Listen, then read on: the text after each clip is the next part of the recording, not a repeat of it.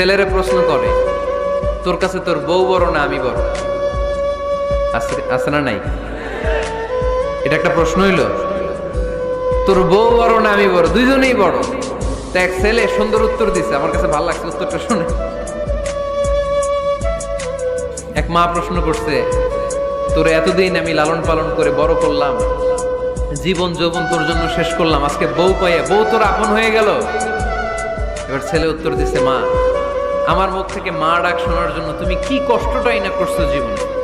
10 মাস আমারে পেটে ধারণ করলা, খাইতে পারো নাই, বমি করছো, খালি ওষুধ খাইছো, তোমার পেট কেটে আমারে বের করা হয়েছে, 2 বছর আমারে দুধ খাওয়াইছো, পেশাব পায়খানা পরিষ্কার করেছো, বয়স যখন 3-4 তখন তোমার আমি মা ডাকছি, এই মা ডাকটা শোনার জন্য তুমি এত কষ্ট করছো। আর আরেকবারের মাইয়া এই ঘরে আইসাই তোমার মা ডাকা শুরু করছে। যেই মেয়েটা তোমারে মা ডাকে সে আমার আপন হবে না কেন মা?